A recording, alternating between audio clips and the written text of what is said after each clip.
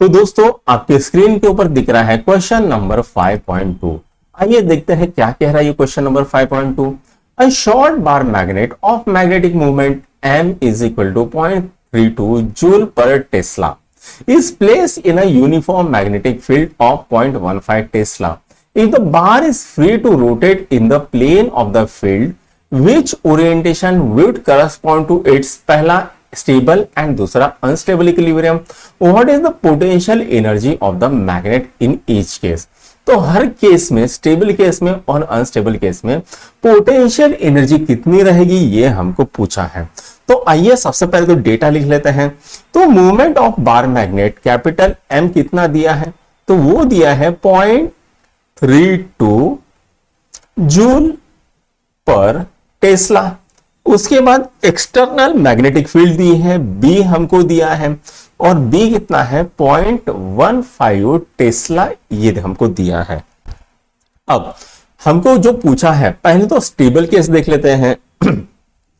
तो stable case कब होगी? जब बार मैग्नेट अलाइन होगा मैग्नेटिक फील्ड के, तब हमको स्टेबल केस मिलेगी। ठीक है, उस टाइम पर जो एंगल थीटा रहेगा बार मैग्नेट और मैग्नेटिक फील्ड के बीच में, वो थीटा कितना रहेगा? वो थीटा रहेगा 0 डिग्री। तो सबसे पहले हम पोटेंशियल एनर्जी स्टेबल केस में निकाल लेते हैं। ठीक है, तो यहां पर पोटेंशियल एनर्जी ऑफ सिस्टम का फॉर्मूला क्या होता है? तो potential energy of system is equal to minus M B cos theta होता है।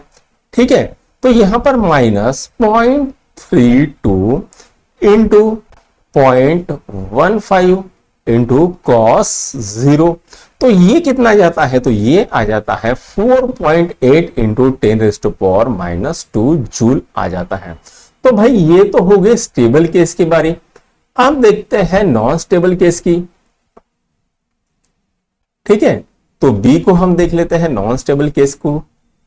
राइट, तो नॉन स्टेबल केस में क्या होता है? जो बार मैग्नेट होता है वो मैग्नेटिक फील्ड को 180 डिग्री पे होगा। तो थीटा कितना होता है अनस्टेबल केस में? तो वो होता है 180 डिग्री। ठीक है, अब पोटेंशियल एनर्जी जो होती है वो क्या होती है? तो minus M B cos theta हो जाता है। ठीक है, तो यहां पर ये क्या आ जाएगा? माइनस इंटू एम कितना है 0.32 इंटू बी 0.15 और कॉस 180। अब मुझे बताओ बच्चों, कॉस 180 की वैल्यू कितनी होती है? तो कॉस 180 की वैल्यू होती है -1। तो ये कितना आ जाएगा? -3.2 इंटू 0.15 इंटू -1। तो ये कितना हो जाएगा? प्लस हो जाएगा। तो ये आंसर कितना आता है? 4.8 इंटू 10⁻⁻² जूल, इतना आंसर आता है। अच्छा, पहले केस में यहां पर माइनस साइन देना भूल गए थे, उसको दे दो। ठीक है, तो अब चलते हैं नेक्स्ट क्वेश्चन की ओर।